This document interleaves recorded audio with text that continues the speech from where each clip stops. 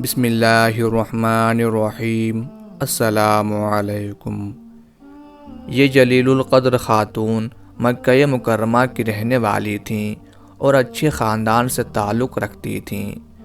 حضور صلی اللہ علیہ وآلہ وسلم کی ہجرت کرنے کے بعد مسلمان ہوئیں اور اس کے نتیجے میں انہیں بہت سی تکلیفیں پہنچائی گئیں۔ ابتدا میں ان کے قبول اسلام کا کسی کو پتہ نہیں چلا۔ ایک روز اپنے کمرے میں لیٹی ہوئی تھیں اور آہستہ آہستہ کچھ پڑھ رہی تھیں۔ ان کے پڑھنے کی آواز والد کے کانوں سے ٹکرائی۔ وہ بیدار ہوا اور کان ان کی طرف لگا دیے۔ کچھ دیر تو وہ چپ چاپ سنتا رہا، لیکن تھوڑی دیر کے بعد اٹھ کر بیٹھ گیا اور بیٹی کو آواز دی، مگر کوئی جواب نہ آیا۔ اب باپ غصے سے بے تاب ہو گیا اور خشمگین آواز میں بیٹی سے کہا، ام اسحاق، ابھی تم یہ کیا پڑھ رہی تھی؟ کیا وہی جو یہاں محمد صلی اللہ علیہ وآلہ وسلم پڑھا کرتے تھے اور جس کی پاداش میں انہیں اپنے آبائی وطن اور خاندانی مکانات سے نکلنا پڑا؟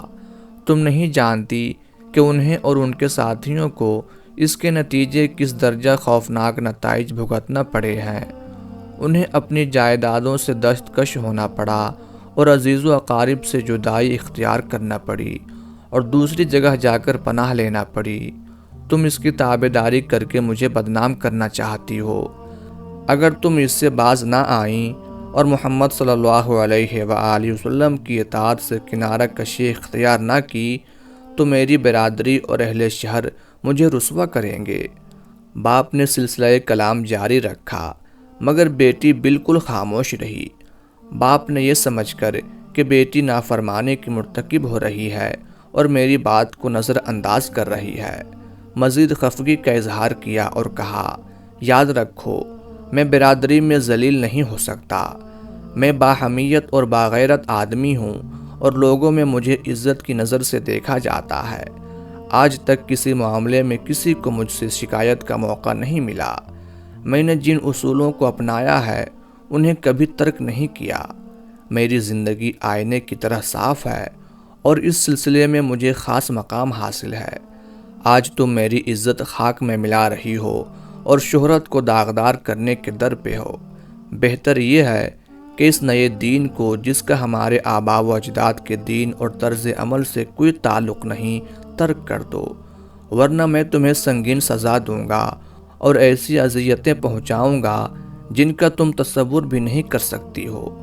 میں جس چیز کو صحیح سمجھتا ہوں اس پر عمل کرنے کے بارے میں نہایت سخت ہوں، اور جسے اپنے نقطۂ نگاہ سے غلط سمجھتا ہوں اسے حقارت سے ٹھکرا دیتا ہوں۔ اس ضمن میں کسی کی پسند یا ناپسند میرے نزدیک کوئی وقت نہیں رکھتی۔ اپنے آباء و اجداد کے دین کی روشنی میں میرے کچھ اصول ہیں جو میں نے اختیار کر رکھے ہیں۔ اگر اس راہ میں کوئی رکاوٹ حائل ہوگی تو میں اسے دور ہٹا دوں گا۔ باپ کے ان آخری فقروں نے بیٹی کو چونکا دیا اور وہ باپ کی تقریر کا جواب دینے پر مجبور ہو گئی۔ اسلام کی دولت سے بہرور بیٹی نے سراپا نیاز ہو کر کہا، آپ میرے لیے واجب التکریم شخصیت ہیں اور آپ کا احترام میرے لیے دو وجوہ سے ضروری ہے۔ اول اس لیے کہ آپ میرے والد ہیں اور مجھے آپ کی توقیر کرنا چاہیے۔ دوم اس لیے کہ میرے مذہب یعنی اسلام کا یہ حکم ہے کہ ماں باپ کی ہر حال میں عزت کی جائے اور کسی صورت میں ان کے احترام کے تقاضوں کو نظر انداز نہ کیا جائے۔ یہ عزت و احترام ہی کے تقاضے تھے جو مجھے مجبور کرتے تھے کہ میں زبان کو حرکت نہ دوں اور خاموشی سے آپ کی بات سنتی رہوں۔ اب بھی آپ کی عزت کرتی ہوں اور کرتی رہوں گی، لیکن اس کے ساتھ ساتھ یہ بھی ضروری سمجھتی ہوں کہ صحیح آواز آپ کے کانوں تک پہنچا دوں تاکہ تمام حجت ہو جائے اور میں اپنے فرائض کی ادائیگی میں کوتاہی کی مرتکب نہ قرار پاؤں۔ اے میرے قابل احترام والد، بات یہ ہے کہ میں اسلام قبول کر چکی ہوں اور میں نے دین محمد صلی اللہ علیہ وآلہ وسلم کی حقانیت کا اقرار کر لیا ہے۔ میں اس نتیجے پر پہنچی ہوں کہ آباء و اجداد کا دین اور ان کے رسوم و عوائد کوئی حیثیت نہیں رکھتے۔ اصل شے صداقت ہے۔ اگر صداقت ہمارے بڑوں کے مذہب میں نہیں پائی جاتی تو اسے ایک لمحے کے لیے بھی قبول نہیں کرنا چاہیے۔ یہ بات اپنا وزن کھو بیٹھی ہے کہ جو کچھ بڑے کرتے رہے ہیں وہی صداقت ہے اور اسی کو اپنانا چاہیے۔ عین ممکن ہے ہمارے بڑے غلط راہوں پر چلتے رہے ہوں، ہمیں ان کی اتباع کر کے اپنے آپ کو غلط راہوں پر نہیں ڈالے رکھنا چاہیے۔ حق کی تلاش اصل مسئلہ ہے۔ اگر آج ہم حق کی تلاش میں کامیاب ہو جاتے ہیں اور کسی شخص کی باتیں ہمارے ضمیر اور دل کو مطمئن کرتی ہیں تو انہیں قبول کرنے میں تامل نہیں کرنا چاہیے۔ شروع میں سچی بات کے اعلان میں واقعی کچھ اجنبیت سی محسوس ہوتی ہے اور ہمارے کان چونکہ اس سے آشنا نہیں ہوتے، لہٰذا اس میں کچھ وحشت کا سامنا ہونے لگتا ہے۔ مگر غور سے دیکھا جائے اور آباء و اجداد کے تصورات سے بالا ہو کر اصل معاملے کی تہ تک پہنچنے کی سعی کی جائے تو تمام عقدے کھل جاتے ہیں اور راستے کی رکاوٹیں دور ہو جاتی ہیں۔